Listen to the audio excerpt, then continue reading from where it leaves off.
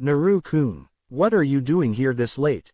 Anko asked with a raised eyebrow as Naruto stood outside her door at midnight. I'm not allowed to sleep in my bed and the couch is really messing up my neck. Can I sleep here for a couple of nights? I don't know. I'll require rent, Anko said with a sly smile. Naruto started but was interrupted by Anko grabbing his coat and pulling him into her apartment. You look tired, Naruto, Sarutobi said as Naruto stood half awake in front of his desk. I didn't get much sleep last night, that's all. I see, Sarutobi said with a nod. Anyway, I have a mission for you and Anko. An A-rank mission. A rank. What's the mission? A Jinchuriki, the Nibi Jinchuriki, has requested our aid, Sarutobi said and handed over a file. Naruto opened the file and saw a picture of a blonde girl who looked to be around 17. Her name is Ni Yugito. She's a Kumo nin who wants to join Konoha, though because no one trusts her, she gets a 7-man escort on every mission, Junins. So, you want us to go find her, kill the escort and bring her back? Naruto asked, getting a nod from Sarutobi. That's right. Go tell Anko and leave as soon as possible. Hi, Naruto said and poofed out of the office. Naruto appeared at Anko's apartment and went in. One thing he'd learned about Anko is to never just poof into her apartment, unless you want to get a kunai where no man has gone before. Anko, where are you? We have a mission, he shouted as he walked through the hallway. Anko stuck her head out of the bathroom. What? We have a mission, A rank. Anko nodded and came out of the bathroom without her coat on. I've never thought about asking you this, but why do you only have a net shirt under your coat? Not that I don't like it, but why? Naruto asked with a raised eyebrow, getting a smile from Anko as she grabbed her coat. To distract my enemy. So, what's the mission? We gotta track down a girl, kill her escort and bring her back here. Unharmed. Yes. Damn, Anko said with a pout. How large is her escort? According to Sarutobi-sensei, 7 junins. Great, Anko said with a grin. Let's go, you got everything. Naruto held up a green scroll. All sealed up. Good, Anko said and left with Naruto. Once they were 15 miles away from Konoha and Anko had been properly briefed, she and Naruto sat down on a log. So, where are we to meet this Jinchuriki girl? According to the file, 13 miles to the west of Wave. She is on a mission to assassinate the Wave daimyo. Oh hell no. Naruto said and got up. I'm ready to go now, how about you? You seem kinda slow. Don't push your luck, stamina god, Anko said and got up. I'm sure I can easily beat you anytime. Bullshit, Naruto said with a grin and started running with Anko close behind. 15 minutes later they arrived at the rendezvous point. Naruto was only panting slightly while Anko was panting heavily. Your stamina is incredibly annoying, Anko said, making Naruto grin. That's not what you said last night, he said with a sing-song voice. Anko could only blush. Well, we have 10 minutes until rendezvous, Anko said, staring up at the sun. We should get into our positions. Naruto took out a card and a pen. I have an idea, he said and started writing on the card before placing it on the ground. Now we get into our positions. 10 minutes later Naruto and Anko were hiding in the bushes on either side of the road. Just a few seconds later they heard steps. Yugito came walking on the road with 3 junins behind her, 1 junins on either side and 2 junins in front of her. One of the junins in the front stopped and bent over to pick up something on the road. What the hell is this? He asked as he held up a card. There's something on it, jump. Yugito's eyes widened and she immediately jumped into the air as about 50 kunais came flying through the bushes, hitting one of the junins while the others jumped away. Naruto and Anko jumped out of the bushes and landed in front of Yugito while the junins landed 20 feet away. Go to Konoha, Yugito-san. We'll catch up later, Naruto said, staring at the junins. Anko-chan, I'll take the 3 on the right, he said and took out a deck of cards. You do that, I'll take the 3 on the left, Anko said and shot out with her hands. Senone Jishu. Snakes shot out of Anko's sleeves and headed for the junin farthest to the right. Naruto ran up and drop-kicked the Junin in the middle of his three.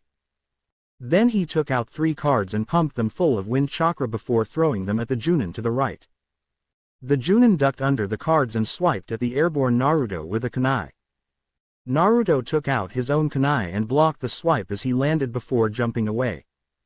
Anko, he shouted and took out a deck of cards. Anko turned around and saw what he was about to do and jumped away while Naruto tossed the cards into the air before performing a couple of hand seals. Ninpu. Aim no Gojuni Karuta. Naruto shouted, freezing the cards in the air. They floated in the air as they were filled with fire chakra. Yane.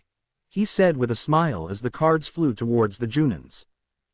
2 of them managed to jump away while the other 4 weren't so lucky. They were blown to smithereens. As soon as Junin 1 landed, he found himself involved in a fierce taijutsu battle with Naruto while the other pulled his sword and charged at Anko, who took out a kunai to defend herself. Naruto and Junin 1 exchanged a couple of blows for a while before Naruto scored an uppercut to the Junin 1's jaw. He turned around just in time to see the other Junin knocking away Anko's kunai and attempt to slash at her. Fuck, he thought with wide eyes and crouched down while taking a card out of his sleeve and tossing it at Junin 2. The card looked like it flew in slow motion. Junin 2, who was running towards Anko, was just about to set down his right foot when the card slashed through his Achilles tendon. Naruto smiled when he saw Junin 2 fall, but the smile faded when he felt a piercing pain in his back. Turning around, he saw that Junin 1 had stabbed him with a kunai. You bastard! Naruto shouted and took out a scroll and unsealed his brand new steel bow staff. He grabbed it and slammed it into Junin 1's head, sending him flying while Anko stabbed the downed Junin 2 in the heart. Naruto ran up to Junin 1 and drove it into his stomach before doing a helmet breaker on the man, effectively breaking his skull.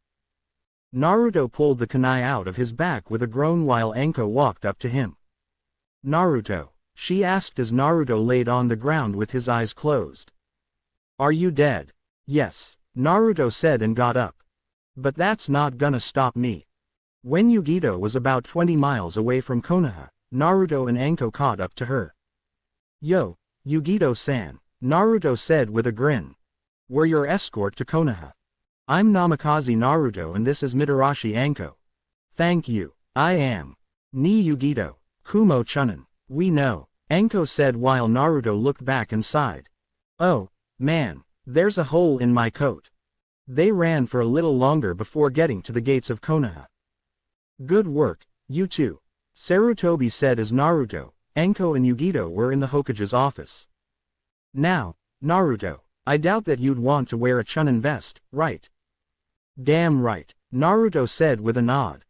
Good, Sarutobi said and handed over a paper. Less work for me, that's to make your promotion to Chunin official. It's to make sure you're ready to take responsibility of leading a squad, blah blah blah, legal crap. Naruto smiled at Sarutobi's hate for paperwork and signed the paper. Congratulations, Naruto, Chunin of Konoha, Sarutobi said with a grin. This feels really good, Naruto said, puffing out his chest with pride. Thesis where there should be a lemon, but I just can't seem to get it to fit in here. Later, Naruto and Anko sat in their beloved dango shop eating and getting drunk. Anko, Naruto said staring up at the sky. Anko asked, her mouth too filled with dango to be able to properly respond. I've been thinking. Oh no, that can't be good. Let's move in together, Naruto said, making Anko go wide-eyed. What? Let's move in together? We practically live together, anyway, Naruto said and took a sip of his sake. He was going to look at Anko for some kind of reaction, but was knocked off the bench they were sitting on when he was suddenly glomped by said snake user. I'd love to, Anko said while planting kisses on every piece of skin on Naruto's face. I've been thinking some more, Naruto said 5 minutes later when they sat on the bench again. And what's on your mind this time? Anko asked. Naruto's answer made Anko laugh. We've brought a whole new meaning to the phrase, student-teacher relationship, Naruto said and got up while Anko choked on her dango. I have an appointment with my bears. Oh yeah, which ones? Kamo, Tsunade, Sho, Hanen, Cap, Cap. Tsunade-sama, you know Tsunade of the legendary Sannin. Anko said and Naruto shook his head. No, Tsunade is a bear, she sucks so much at gambling, so she was named after that Tsunade, he said and turned to leave. You wanna join me? No thanks, Anko said with a glare. It's useless to play against you. I know, Naruto said with a grin and left in a swirl of cards. He's mixed the leaf shunshin with cards, Anko thought as Naruto disappeared. An hour later, a drunk Naruto was sitting in what was now his and Anko's apartment with his bears in front of him, equally drunk, except for Cho and Han who'd already left. Hey, Kamo, Naruto said sitting on the floor with the cigar-smoking grizzly half asleep in front of him. About those 300 you owe me, Naruto said making Cap immediately sober up and stare at Kamo with wide eyes. What about them? When are you gonna pay me back? When you stop being an ass, Kamo said just before his back suffered from Cap landing on it. What, Cap? Cap shouted with a balpine hammer in hand. What did you just say? Kamo stared at the cuddly, now terrifying bear with wide eyes before reaching into his pocket with a trembling hand. And nothing, Cap, I just said that I'd pay him back, he said and took out his wallet before throwing it over to Naruto. Take out your 300, please. Naruto smiled and took out his money before throwing the wallet back to Kamo who put it back into his pocket before disappearing in a poof of smoke. Thanks, Cap, Naruto said with a grin that the polar bear mimicked. No problem, bro, I love to make Kamo sweat. You just come to me if you ever have a hard time collecting his debts. I will, Naruto said and got up. Well, I guess I'll better go grab a cup of coffee. Then I have to train.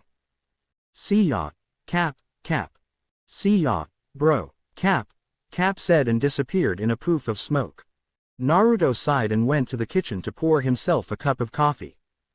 Meanwhile, Mai was sitting in Naruto's apartment. Naruto-kun hasn't come home in a while. As if reading her thoughts, fate appeared in front of her sister. They've moved in together, she shouted with glee. They've moved in together and you can do nothing about it. What? Mai asked with wide eyes. But I wanted to. Damn, she muttered and lowered her head in defeat. Then she looked up, but I'm not gonna give up that easily. Damn, fate muttered as she disappeared again.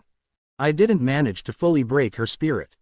Naruto walked down the streets of Konoha when he thought of something. Oh, yeah, I totally forgot about Mai. He thought and disappeared in a swirl of cards. Mai sat in the living room, thinking of ways to steal Naruto away from Anko, when the boy in question suddenly appeared in front of her. Yo, Mai, I just came by to tell you that you can have my apartment and that I'm moving in with Anko. I'll pay the next rent so you can work up the money for next month and so on, Naruto said and stopped when he was blocked by Mai.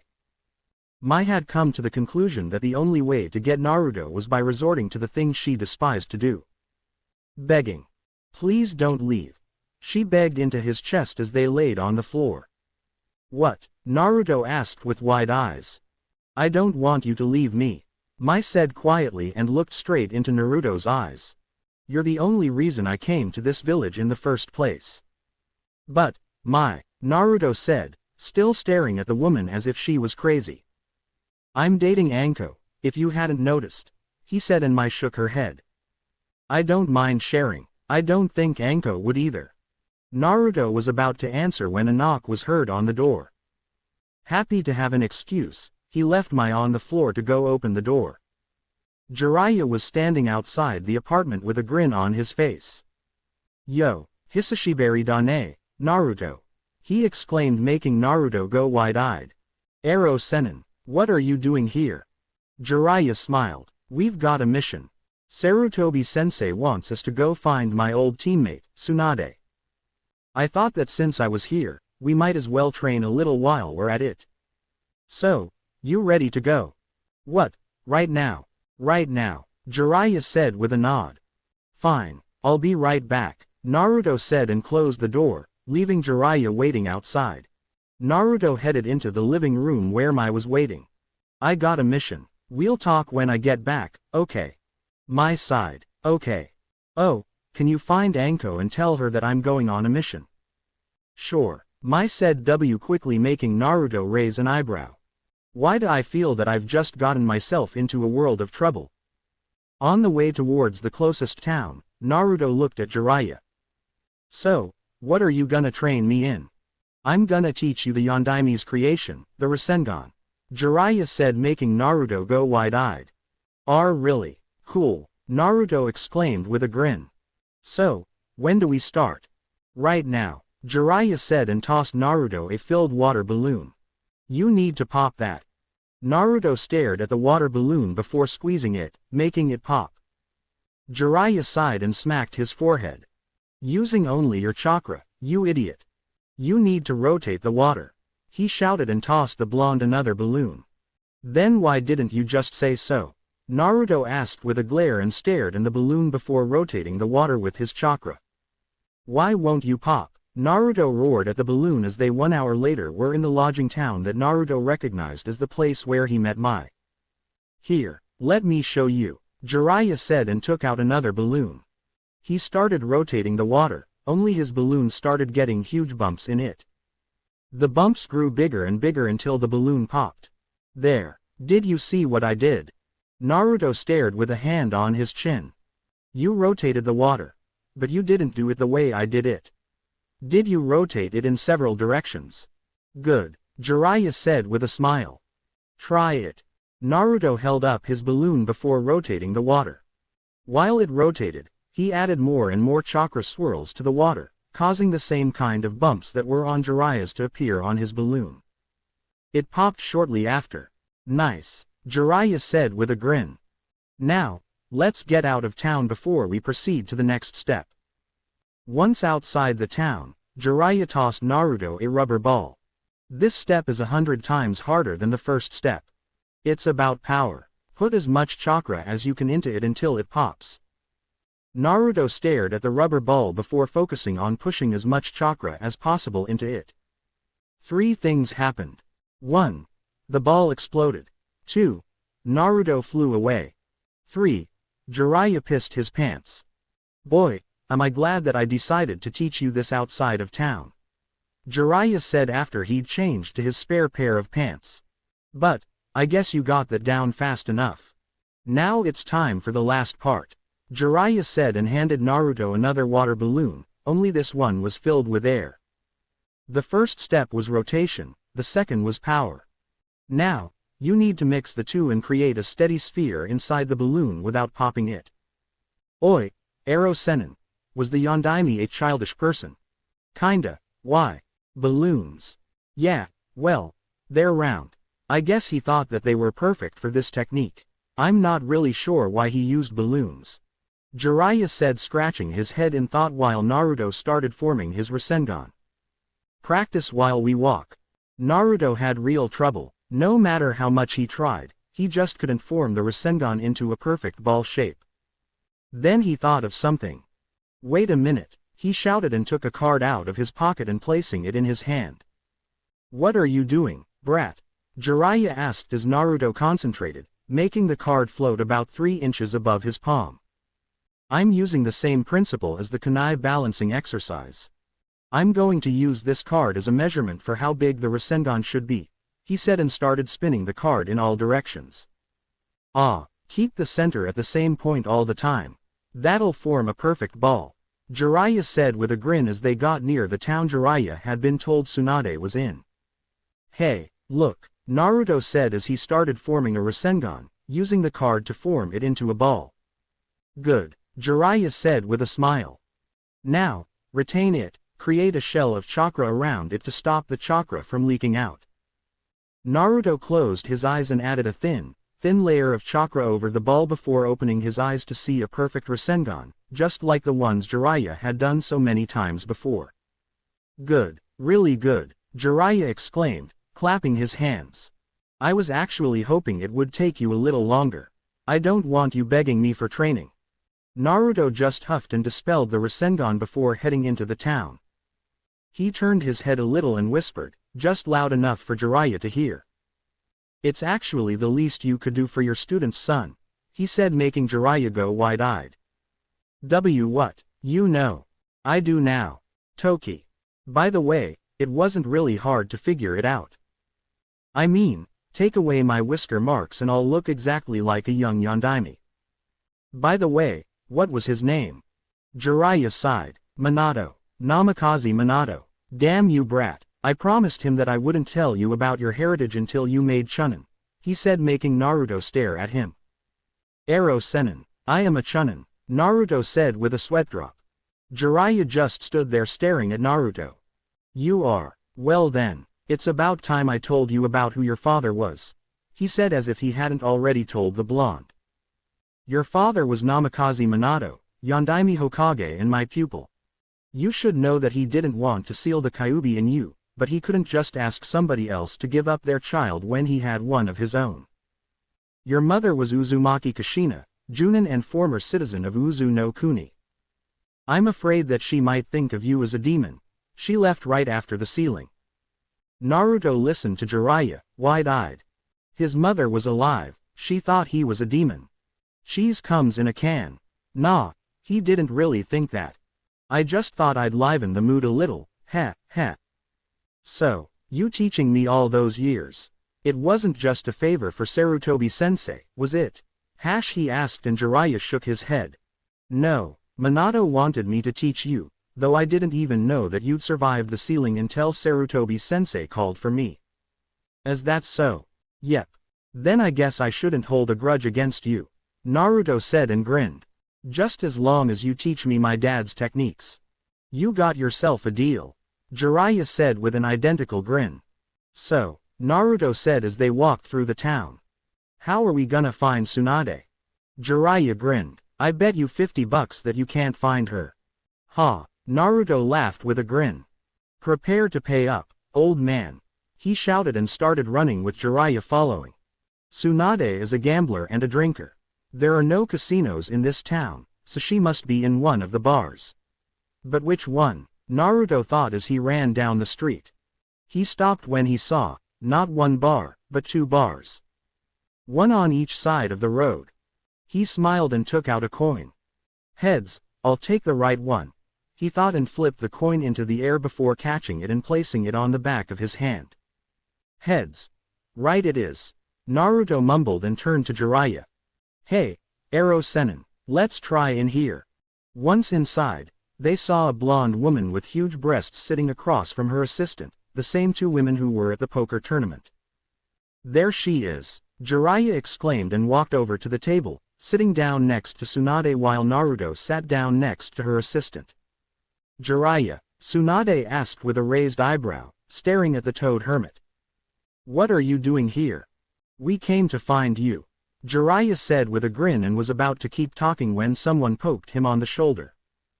Looking towards the source, he found himself staring into an open hand with the words, "Pay up, sucker," tattooed on it.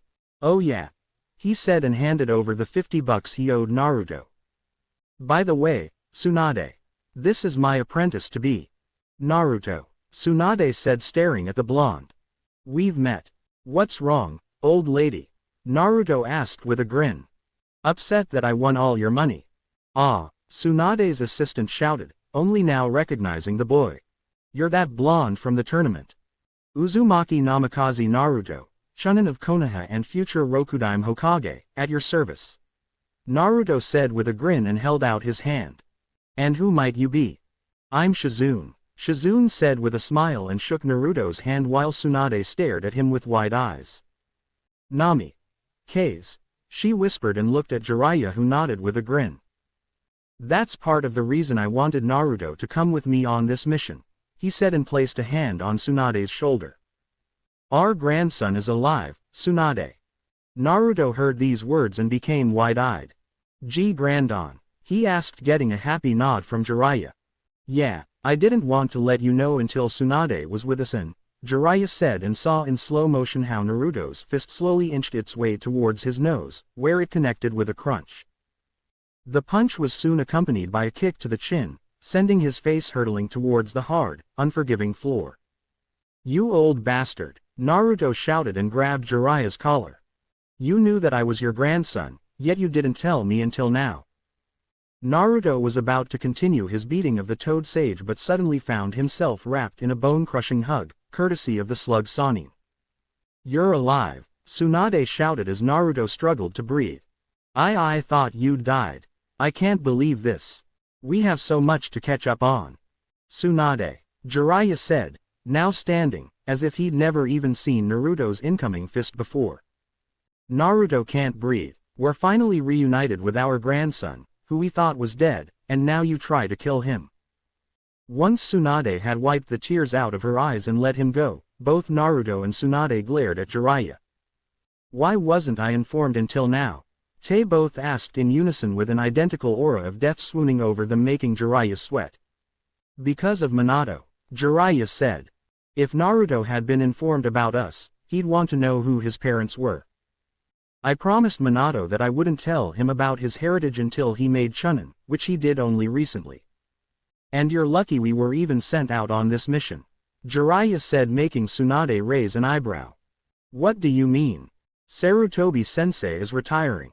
You've been selected as Hokage." "What? I was originally asked to take the position, but I'm not suited for it. You're much smarter than me and much better with the whole political mumbo-jumbo. So, will you take the Hokage position?" Jiraiya asked, making Tsunade go wide-eyed. Naruto, who'd just come to terms with something, quickly ran up to Tsunade. "Do it. I just thought of something. If you take the Hokage position, I'll be related to not just the first, second or fourth Hokage. I'd be related to the fifth Hokage as well. And I'm the apprentice of one of the third. I'm born to be Hokage. But if you don't, I'll never forgive you," he said, making Tsunade stare at him while Araya suppressed a grin. "Blackmail? Huh, nice, Naruto. But, I'm not suited to be Hokage," Tsunade said, making Naruto smirk. "Then how about we play a game of 5-card poker? No draws. We play what we have. If I win, you'll take the position of Hokage. If you win, I'll give you everything I've ever won." Jiraiya and Shizune were frozen on the spot as the grandmother and grandson were staring each other down. Finally, Tsunade smirked. "Fine, but if you win, I'll also give you this," she said and pointed at the necklace hanging from her neck. "Even if I win, I'll still go to Konoha, but I won't take the Hokage position." "Fine by me," Naruto said with a grin and sat down. "Aro Gigi," he said and turned to the hermit, who got a tick appearing on his forehead. "Can you be the dealer?" Jiraiya sighed and took out a deck of cards from his jacket. He shuffled them and dealt the cards, sweet up. Tsunade. 7 of Hearts. Naruto. King of Diamonds. Tsunade. 2 of Hearts. Naruto. Ace of Clubs. Tsunade. King of Hearts.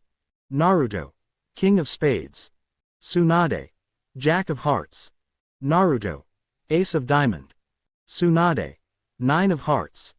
Tsunade had a flush and Naruto had 2 pairs with 1 card to go. Jiraiya gulped and dealt the last card, slowly. Ace of Spades. "Yes," Naruto exclaimed with a grin. "You're coming with us, Ba-chan." Normally, Tsunade would break the skull of anyone who'd dare call her Ba-chan. But Naruto was her grandson, so he was entitled of calling her Ba-chan. "I guess that's true," Tsunade said and took off her necklace before hanging it around Naruto's neck. "Grow up into a good man and a great Hokage." "I will," Naruto said with a grin. "I promise you that."